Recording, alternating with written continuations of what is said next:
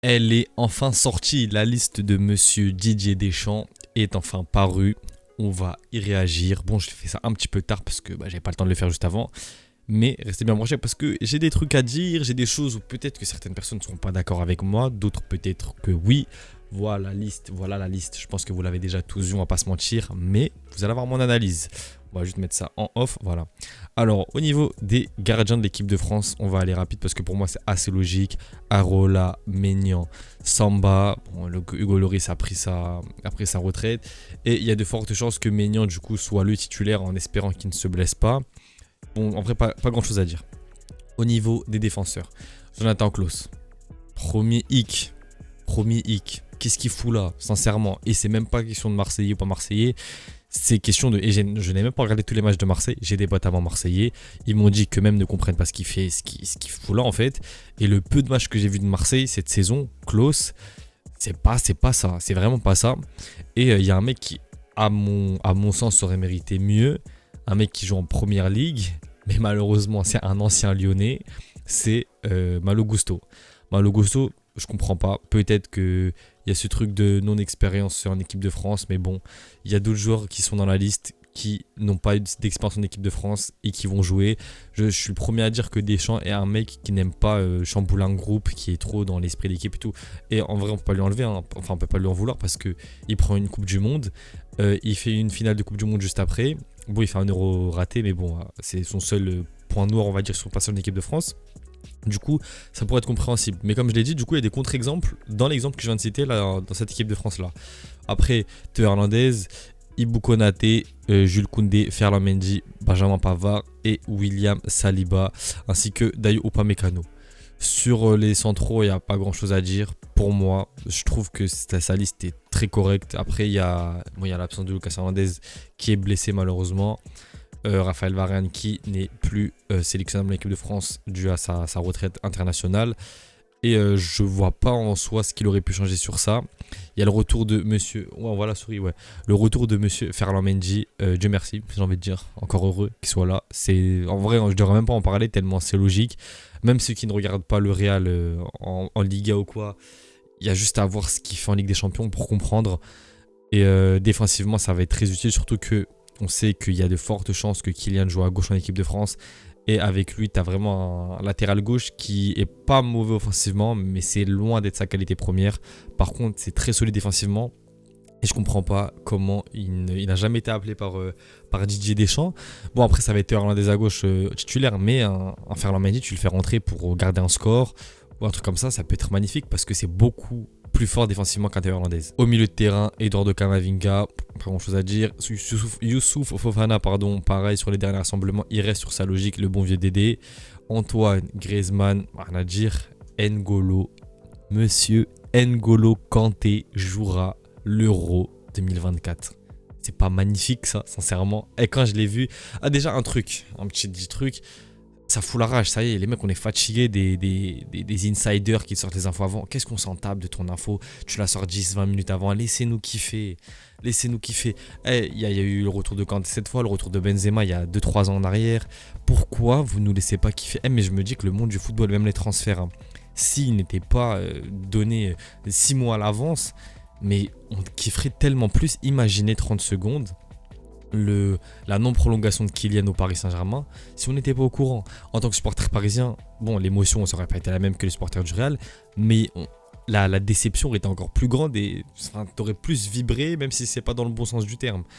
Il y a plein d'autres. Le transfert de Messi au PSG, pareil à l'ancienne, ça aurait pu être magnifique si. Bon, après, il y a eu ce qu'il y a eu, mais bon, là, je m'écarte. Je reviens dans mes baskets. Bon, N'Golo Kanté, sincèrement, très content. Maintenant à voir. Du coup, il y a un truc que je me dis, ça reste N'Golo Kanté. Il a le statut qu'il a en équipe de France. Mais dans ce cas, le fait de jouer en Arabie Saoudite n'empêche pas une sélection de l'équipe de France. Après, ça reste Didier Deschamps. Et Didier Deschamps, il n'a pas des règles de droit bien précises. Didier Deschamps fait comme il veut en soi. C'est quand ça l'arrange, la méritocratie ou non. Un coup, non, quand tu es en Arabie Saoudite, c'est cuit. Après, d'un coup, c'est pas cuit.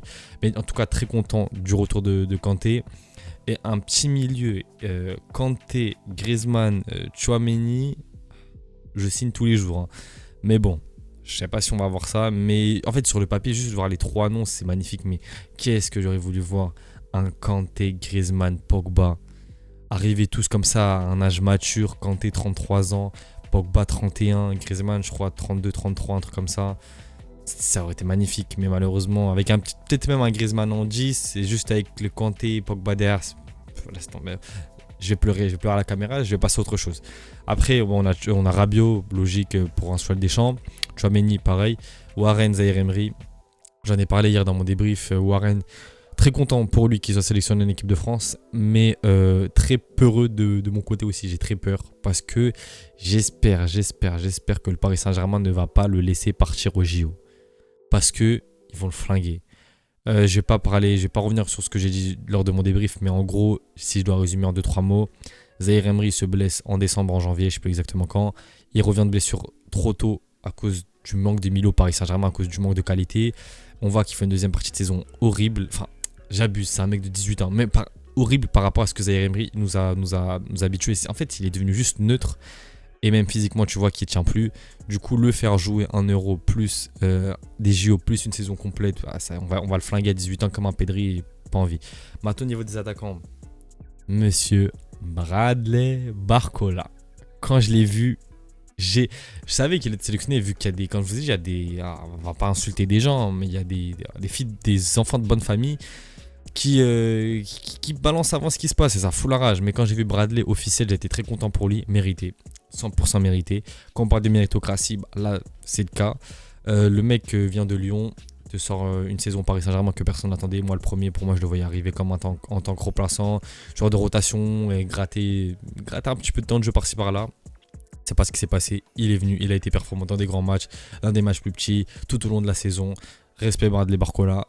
Maintenant, je pense que lui, à la rigueur, à la différence dans Zaïre Emery, je pense qu'il peut enchaîner JO plus Euro parce que après, peut-être que je me trompe, comme je me suis trompé au Paris Saint-Germain quand il est arrivé, mais je pense pas qu'il aura un rôle majeur dans cet Euro. Ça va vraiment être un mec de sortie de banc. Du coup, je pense qu'il pourra jouer plus lors des JO.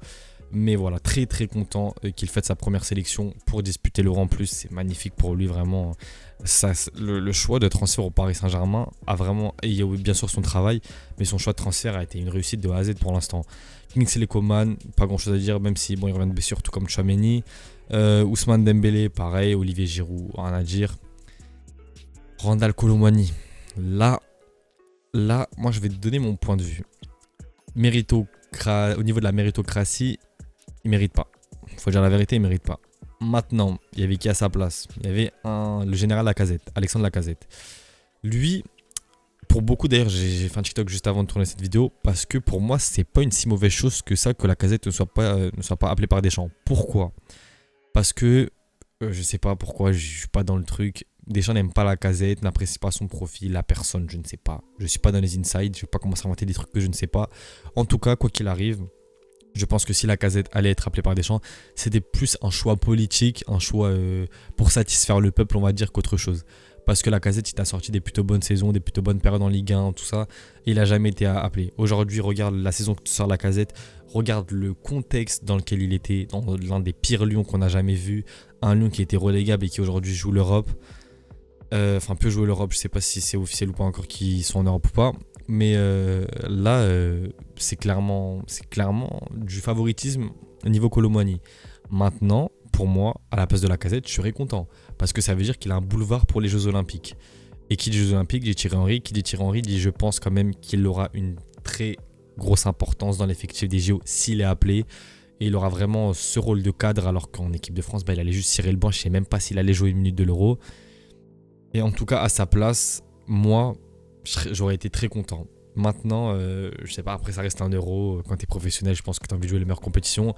Mais quand tu vois, en vrai, j'ai l'impression qu'il perdra pas au change, à part au niveau de la compète. C'est vrai que l'euro, ça vaut pas les JO. Quoique, en vrai, ça se tape. La vérité, ça se tape parce que les JO dans ton pays, en France, tout ça, ça revient à chaque 100 ans. On sait pas si on les reverra un jour, nous, de notre vivant. De toute façon, voilà, pour moi, ça se tape. Mais bon. Et Kylian Mbappé et Marcus Thuram. J'ai fait le tour. Maintenant, on va aller rigoler. La liste des absents.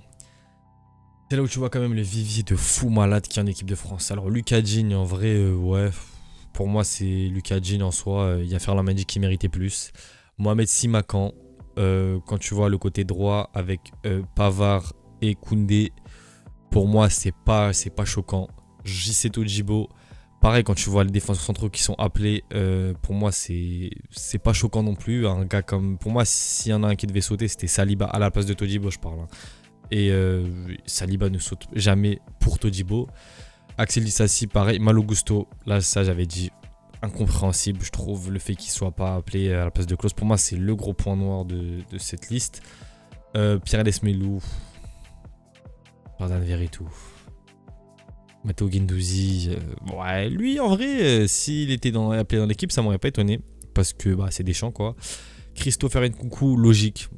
C'est une saison tuée à cause des blessures, rien à dire. Michael Olise, lui, j'ai pas compris l'engouement qu'il y a eu autour de lui pour cet euro. Sincèrement, j'ai pas compris. Alors, disclaimer, vous parlez avec un mec qui connaît Olise depuis qu'il joue en deuxième division anglaise. Ça veut dire déjà de 1, le joueur, je ne le découvre pas du tout. Je ne le découvre pas. Je sais tout le potentiel qu'il a. J'étais le premier à militer pour Olise en équipe d'Algérie. Malheureusement, à l'ancienne, pour plusieurs raisons, ça voulait pas me suivre. Hein. Ça disait ce que ça disait en soi, c'est pas important. Mais bref, certains Algériens n'étaient pas pour une arrivée d'Olise. Aujourd'hui, on fait comment le mec, quand je disais que c'était vraiment lui, à la différence d'un Bouanani, là je m'éloigne un peu, mais à la différence d'un Bouanani, c'était lui le vrai successeur de Mahrez actuellement. On me disait non, je sais pas quoi, bah maintenant regardez par vous-même et on s'attrape. Mais en vrai, Olise, très logique qu'ils viennent pas, hein, parce que Deschamps ne le connaît pas. Tu sais pas ce que ça peut donner un joueur comme ça qui parle pas français. Bon, après, je sais que la plupart de l'effectif parle anglais et tout. Mais sincèrement, pour moi, c'était sûr. En fait, c'était cramé qu'il n'allait pas venir. Il n'y avait aucun monde où Deschamps allait l'appeler. Moussa Diaby, pareil. Quand tu vois l'attaque en soi, il saute qui? Peut-être Coman, si Coman se blesse, peut-être. Sachant que, juste un petit truc, il y a un joueur qui manque dans la liste de Deschamps. Il peut rajouter un joueur, donc à voir s'il va rajouter un. Pourquoi pas Moussa Diaby. Alexandre Lacazette, j'en ai parlé. Wissam Ben Yedder, en soi, voilà, pas grand chose à dire, même s'il fait une très bonne saison. Bah, c'est comme ça, hein, il y a Randal Kolo Muani. Et Jean-Philippe Mateta, pareil, j'ai pas trop compris pourquoi il est dans cette liste-là, même s'il fait une plutôt bonne saison. S'il y en a un point de Crystal Palace, c'est Michael Olise, même si je sais que c'est pas le même poste. Mais bon, je pense que j'ai fait le tour, j'ai parlé des grands points, de ce que je voulais parler en principal, on se dit comme ça, je pense. Du coup, voilà, dites-moi ce que vous pensez de cette liste-là. Pour moi, cette liste, c'est presque un sans faute. À part si. Pour moi, les deux qui devaient sauter, c'était Klose et Kolo Muani. Kolo Muani, je comprends un peu plus qu'un Klose. Parce que, bon, la ligne d'attaque, il aime pas trop la faire bouger. Mais vraiment, Jonathan Klose, j'y arrive pas. Aucune idée comment Malo Gusto ne vient pas jouer. Du coup, dites-moi en commentaire ce que vous avez pensé de cette liste, pour ou contre les choix qu'il a fait, pour ou pas ce que j'ai dit par rapport à Lacazette. Est-ce que vous aurez rajouté des joueurs, changé des joueurs, pris de nouveaux, enlevé certains qui sont déjà là, dont j'ai pas parlé. Pour moi, c'était des choix logiques. On s'attrape pour une prochaine vidéo. A plus les mecs.